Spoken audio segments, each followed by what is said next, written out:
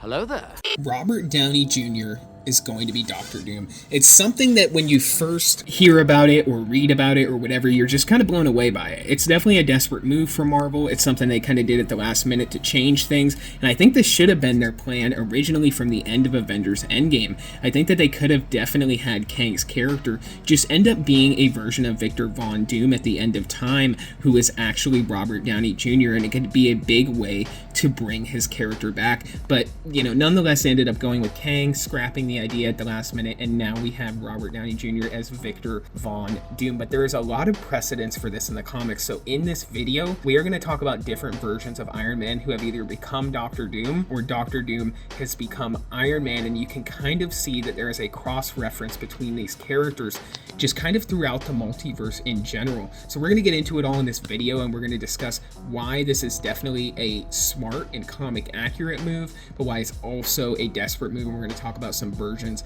of Iron Man who have become Doctor Doom and talk about the connections they have. If you guys enjoy my Marvel content, consider subscribing, and let's get into it.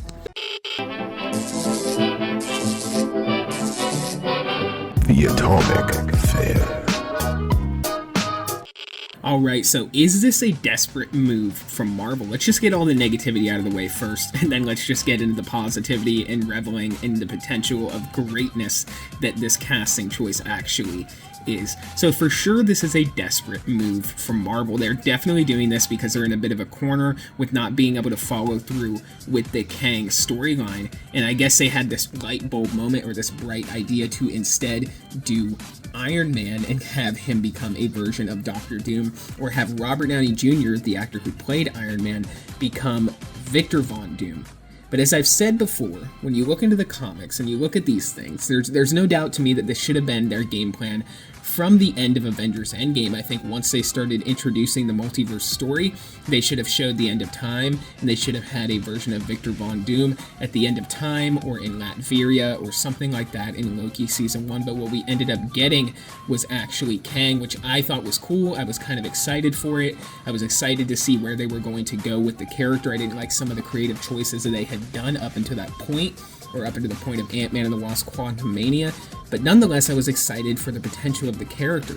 Nonetheless, we are getting Robert Downey Jr. as Doctor Doom. They decided to pivot away from Kang into another villain entirely.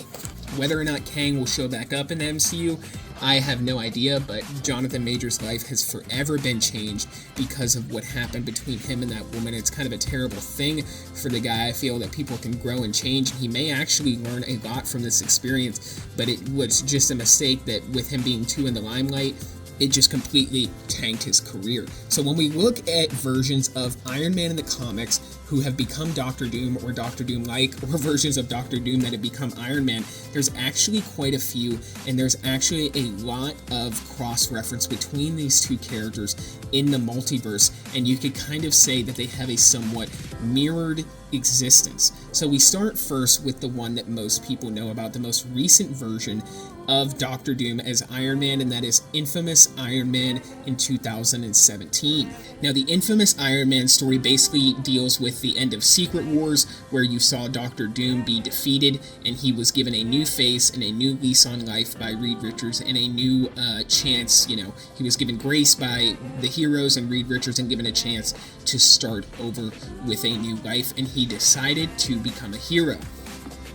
Now, the rest of this story is kind of a little bit disappointing. It sees characters like The Thing questioning his existence, and it ends basically with, Victor Von Doom getting disfigured again in, Iron Man number 600 fighting the Hood.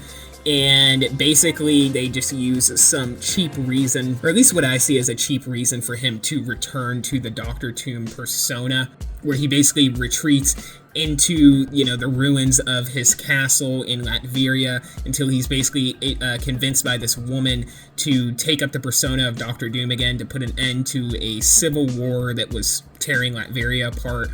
after Doom had basically vacated. And, the writing is just a little bit sloppy. It didn't really make too much sense why he went back to being Doctor Doom, but as is the way with many of these comics, and now seemingly many of these comic book movies where we have things like anchor beings, which don't make any sense. Now, this next version of Iron Man who becomes Doom was seen in Exiles number 23, and I'm not going to pretend this is a comic that I read because I definitely have never read this, but this is the research that I've done leading up to this video. But where the last time we saw Doom taking on the role of Iron Man, we now see Iron Man taking on the role of Doom. In Exiles number 23 by Judd Winnick and Kev Walker, an alternate universe version of Iron Man kills Dr. Doom and steals a bit of the villain's aesthetic, including Victor's cloak along with a more intimidating mask, as well as with the villain's ruthless ideals. This Stark thinks that the only way the world can achieve true peace is if he's the unchallenged ruler of the planet, which is exactly what he makes himself, killing anyone who gets in his way. Now, this is a version of Iron Man who killed not only Doctor Doom, but he also killed Magneto, and basically kind of almost wanted to, take over the entire world. And this is a version of Tony Stark. And these evil versions of Tony Stark really flex how unstoppable Tony Stark would be if he didn't keep himself in check and didn't check his own ego. And with a character like this version of Iron Man, you can kind of really see how he runs so parallel to Doctor Doom, but just in a slightly different way, with him being more of the chaotic good and Doctor Doom being more of the ordered evil, the focused, smart evil, and Iron Man kind of almost being the chaotic good. Now, more interesting facts about this version of Iron Man was that the public believed that Iron Man was their planet's greatest hero who had saved humanity from near extinction. The truth was that Tony Stark had manipulated events behind the scenes to position himself in a place of power. He created deadly viruses and food shortages that he then cured.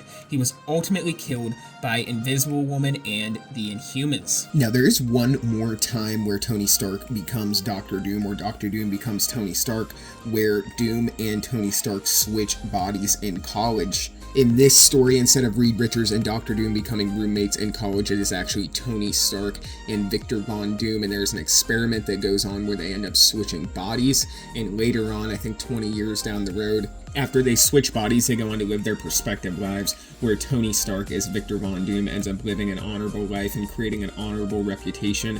And Victor Von Doom as Tony Stark, of course, ends up becoming villainous and creating a terrible reputation, and later on in the story they end up coming head to head, where Doctor Doom tries to switch bodies back with Tony Stark, but Tony Stark ends up telling him that they are not going to switch bodies because Victor Von Doom has become an honorable man.